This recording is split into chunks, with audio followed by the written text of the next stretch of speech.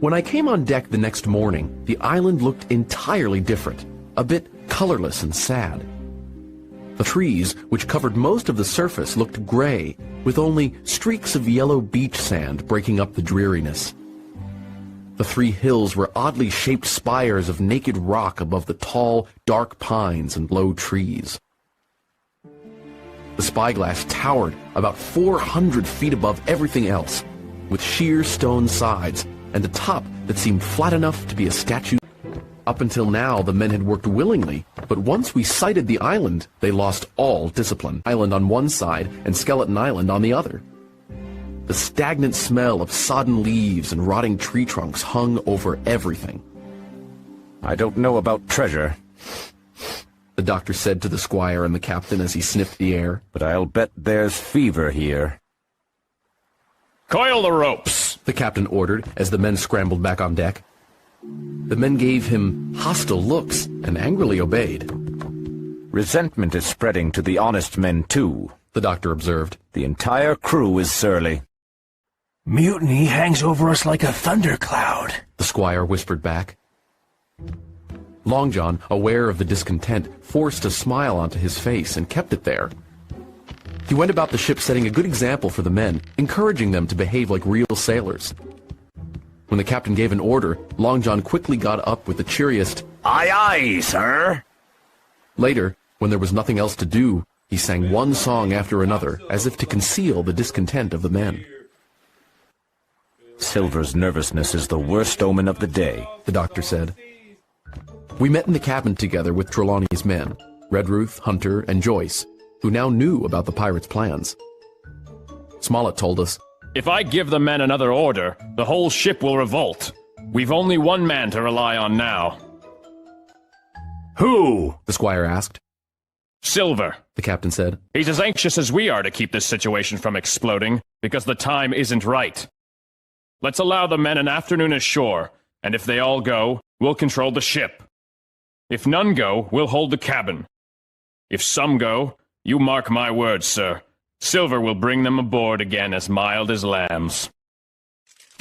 Captain Smollett gave all the loyal men pistols, and then went on deck to address the crew. "My lads," he said, "it's hot and we're all tired. Some time ashore will hurt nobody, and since the boats are still in the water, take them and go ashore for the afternoon. I'll fire a gun half an hour before sundown as a signal to return." "Hooray!" they cheered, their bad mood vanishing. "The silly fellows must think they'll trip over treasure as soon as they land," the squire muttered. Then Smollett quickly went below, leaving Long John to arrange who would go ashore.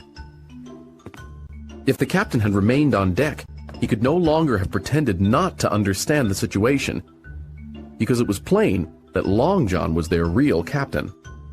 At last, Long John decided 6 fellows would stay on board. He and the rest would leave the ship.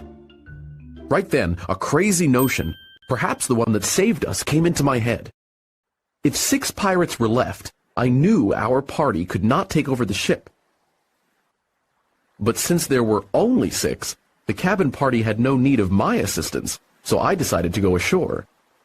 Quickly, I slipped over the side, curled up under the canvas on the nearest boat, then shoved off. No one took notice of me except Alan Jenkins, who said, "Is that you, Jim? Keep your head down." Long John looked sharply over from the other boat. "Is Jim going ashore too?" From that moment, I began to regret what I had done. The shoreboats raced for the beach, but the boat I was in, having started first and being lighter and better manned, shot far ahead. Once the boat neared the trees along the shore, I caught an overhanging branch, swung myself out, and plunged into the nearest thicket. Long John and the rest were still 100 yards behind. "Jim! Jim!" I heard him shouting, but I paid no heed. Jumping and ducking, I followed my nose and ran until I could run no longer.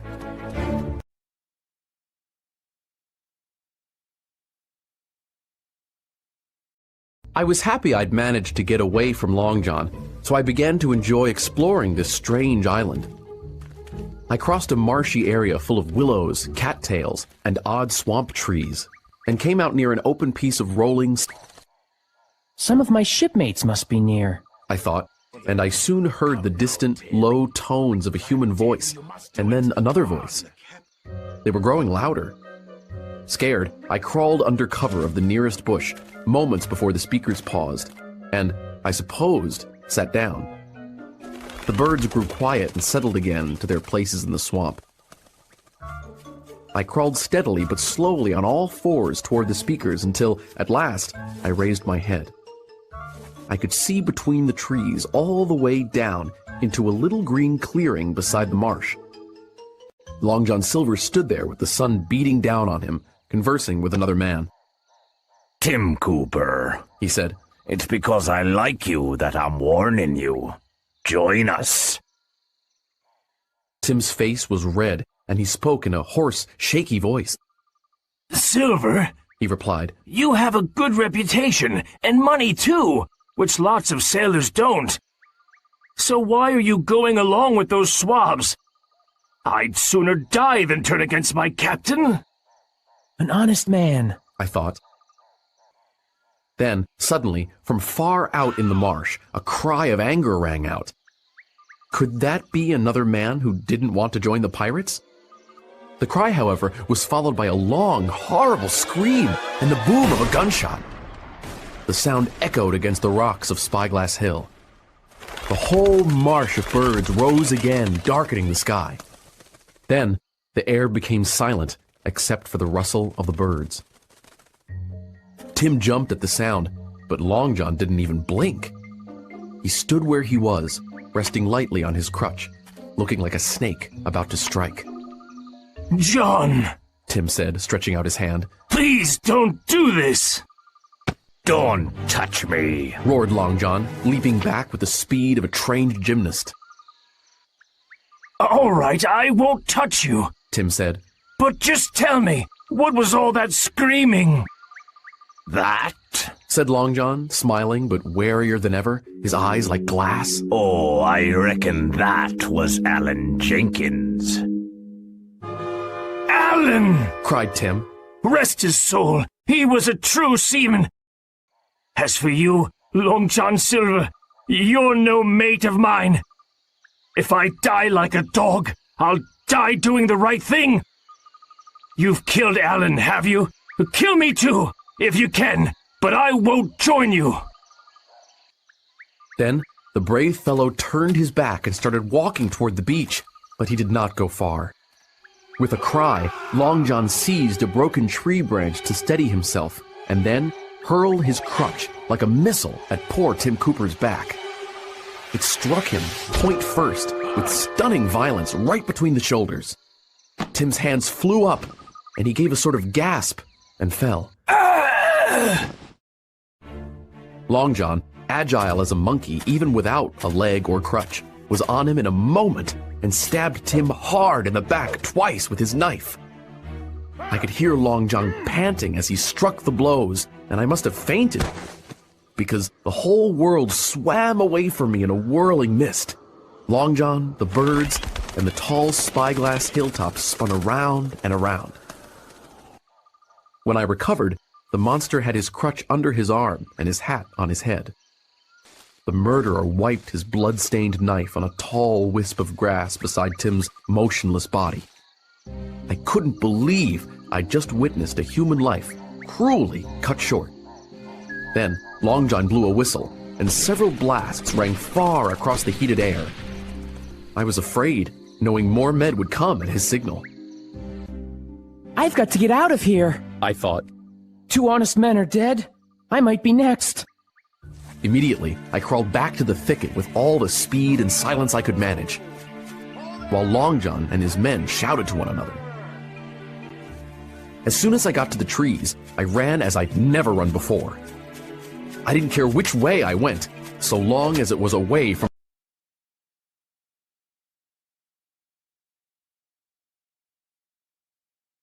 Nearby, down the side of the hill, some gravel fell and rattled through the trees.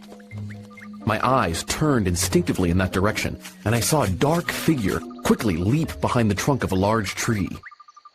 I couldn't tell if it was a bear or a monkey, but it seemed large and shaggy. Wait, I have a pistol. I thought. I'm not defenseless. So I walked toward the island man, and as soon as I moved in his direction, he stepped toward me. He hesitated, but at last, to my wonder and confusion, he threw himself on his knees and held out his clasped hands. Who are you? I asked. I'm poor Ben Gunn, he said in a voice that was hoarse like a rusty lock. I haven't spoken with a soul for 3 years. His skin was all sunburned, his lips were black, and his fair eyes looked bright in his dark face. His clothing was a tattered ship's canvas and ragged old cloth fastened together with small sticks and loops of animal hide. Were you shipwrecked? I cried. No, mate, he said. Marooned. I knew what that meant. Being marooned was a horrible punishment in which a pirate was left behind on a desolate island with only a little gunpowder and 1 bullet.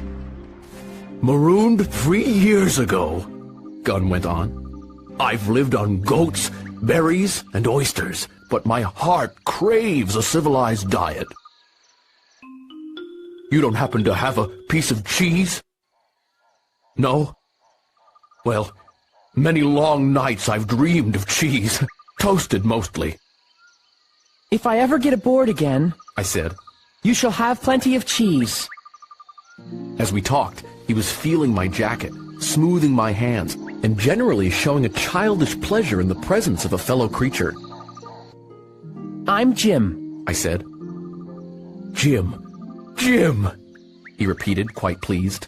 Well now, Jim, can you believe I once had a devoted mother who looked after me? Not really, I answered. I was a polite, church-going boy, too, Gunn said. I've thought about it here on this lonely island, and I've decided to go back to church someday. I'll be good again, I know how. And Jim, looking all around him and lowering his voice to a whisper, I'm rich. This poor fellow was crazy, I thought.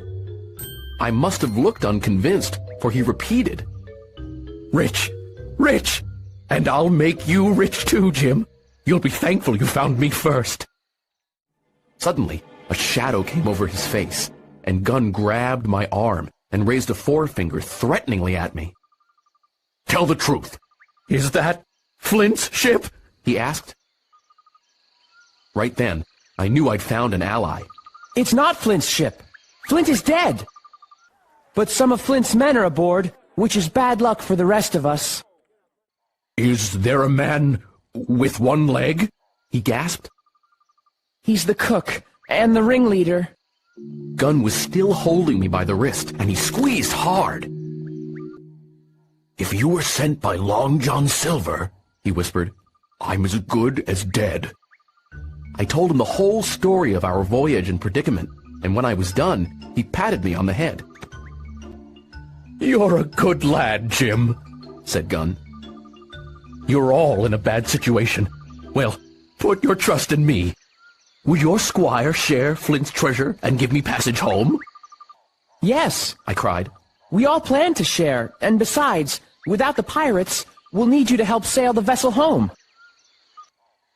Ah, said he, so you would. And he seemed relieved. I was on Flint's ship, he continued, when he and 6 men buried the treasure. The rest of us waited on the old walrus until Flint returned, alone. It must have been quite a battle, 6 against 1. Billy Bones was the first mate, and Long John was quartermaster.